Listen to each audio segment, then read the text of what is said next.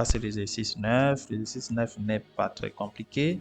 Écrit sous forme algébrique les nombres complexes suivants. Bon, ici, il faut être très astucieux parce que si vous utilisez la formule du binôme de Newton, vous risquez de vous casser la tête.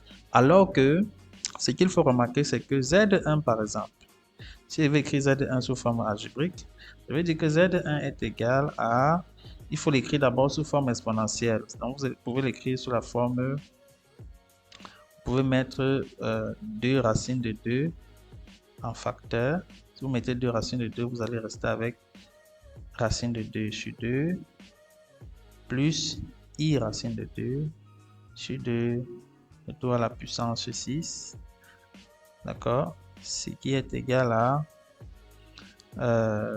2 racines de 2 à la puissance 6 multiplié par ceci, c'est exponentielle de I pi sur 4. Là, c'est exponentielle de I pi sur 4. Multiplié par exponentielle de I pi sur 4, lui aussi à la puissance 6. Tout simplement. Donc, qu'est-ce qu'on va obtenir comme résultat? 2 racines de 2 à la puissance 6. Alors, ça fait... on va l'écrire ici. 2 racines de 2 à la puissance 6 multiplié par exponentielle de I 6 pi sur 4. 6 pi sur 4. 6 pi sur 4.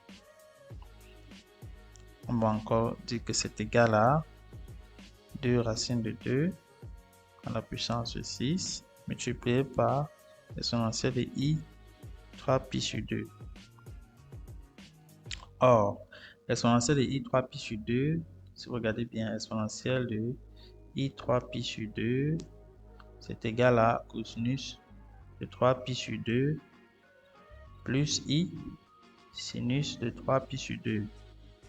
Cos 3 pi sur 2, ça c'est 0. D'accord? Et sinus 3 pi sur 2, c'est moins 1. Vous allez voir qu'on va donc trouver 2 racines de 2 puissance 6 fois moins 1. Ce qui va donner moins 2 racines de 2, le tout à la puissance 6. Donc voilà Z1 sous forme algébrique. De même, Z2, si on veut écrire Z2 sous forme algébrique, Z2, ça va faire, on passe d'abord par la forme trigonométrique.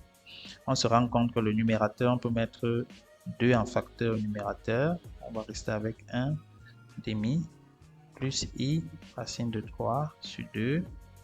Le dénominateur, si on met plutôt racine de 2 en facteur, d'accord, ce sont les nombres complexes classiques dont il faut toujours maîtriser les formes algébriques et trigonométriques. Donc, pour le dénominateur, si je mets racine de 2 en facteur, je vais rester avec racine de 2 sur 2 moins I racine de 2 sur 2, le tout à la puissance 20. Donc, ici, on va dire que c'est égal à, le numérateur d'abord, c'est 2 fois exponentielle de I. Alors, quel est l'angle dans le cosinus? C'est 1 demi.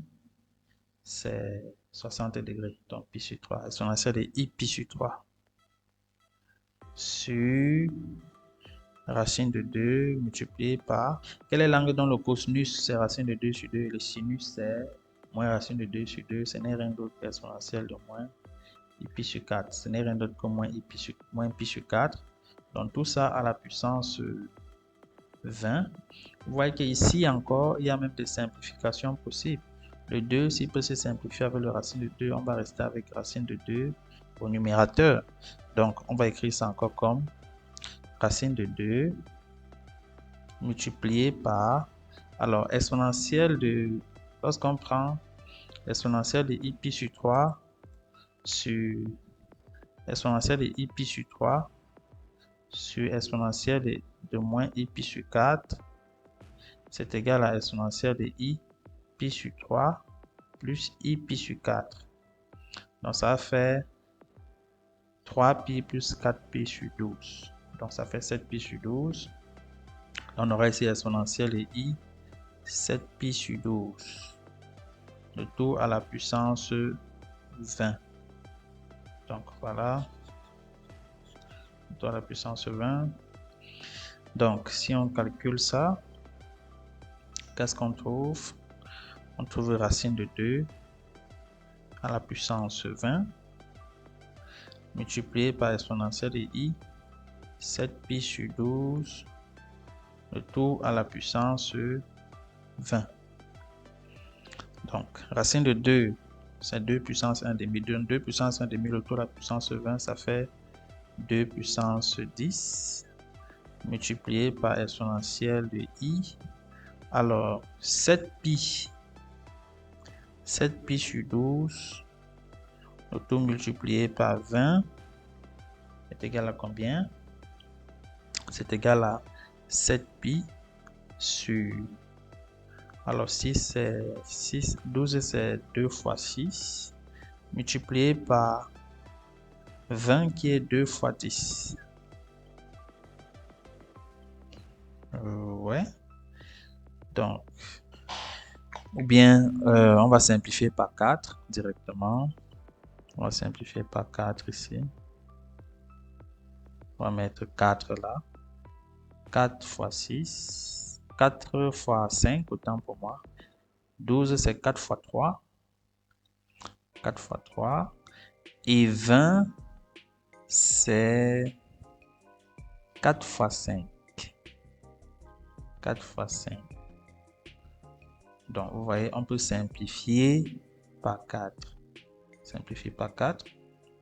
On va rester avec 7pi fois 5, c'est-à-dire 35pi sur 3. Pour trouver la mesure principale de 35pi sur 3, vous pouvez diviser 35 par 3. Ça va une fois. On a 3. 0, on a 5. Ça va une fois encore. 3, il va rester 2. Donc, vous voyez que 35pi, 35 est égal à combien? 35 est égal à 3 fois 11 plus 2. C'est égal à 3 fois 11 plus 2. Et une fois qu'on a vu ça, on peut écrire donc 35pi sur 3. 35pi sur 3 est égal à 3 fois 11pi plus 2pi, le tout divisé par 3. On peut simplifier, ça va faire 11pi plus quoi? Plus 2pi sur 3. Donc, ici on aura donc l'exponentielle de i 11pi plus 2pi sur 3, tout simplement. Donc, on va se débarrasser de tout ça. Si on continue, z de 2 est donc égal à 2 puissance 10 multiplié par exponentielle de i 11pi fois exponentielle de i 2pi sur 3. Très bien. Exponentielle de i 11pi. Exponentielle de i 11pi, c'est égal à cosinus de 11pi plus i sinus de 11pi. Or, sinus de 11pi, c'est 0. Cosinus de 11pi, alors comme c'est un nombre impair, cosinus de 11pi, c'est moins 1. Donc, on aura moins 1. Et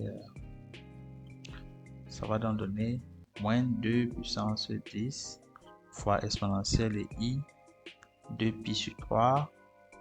Dans l'exponentielle de i 2pi sur 3, c'est cosinus de 2pi sur 3 plus i sinus de 2pi sur 3. Alors, il faut noter aussi que 2pi sur 3, c'est pi moins pi sur 3. D'accord? 2pi sur 3, c'est pi moins pi sur 3. Ça veut tout simplement dire que le cosinus de 2pi sur 3, lorsqu'on a pi moins alpha, si vous voulez voir, si on a alpha ici, alors pi moins alpha est là. Alors, vous voyez que alpha et pi moins alpha ont le même sinus, mais ils ont les cosinus opposés. Donc, cosinus de 2pi sur 3 est égal à moins cosinus pi sur 3. c'est-à-dire moins 1 demi.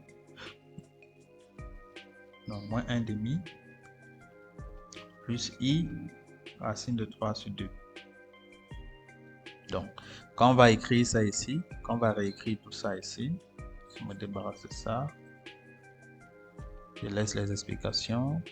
Quand on va réécrire tout ça, on va voir que Z2 qui est égal à moins 2 puissance 10 fois exponentielle de I 2 pi sur 3 est donc égal à moins 2 puissance 10 fois moins 1 demi plus I racine de 3 sur 2. On peut faire entrer 2. Ça va faire, on peut faire entrer moins 2. Ça va faire 2 puissance 9 multiplié par 1 plus 1 moins, autant pour moi, puisqu'on fait rentrer le moins, multiplié par 1 moins I racine de 3. Donc, voilà Z2. Voilà le résultat de Z2 ici présent. Très bien. Donc, pour Z3, on fait le même principe. 1 plus I puissance 2000 sur 1 moins sur I moins racine de 3 puissance 1000. Donc, vous écrivez les formes exponentielles et vous faites les simplifications. Donc, voilà, c'est tout pour cet exercice.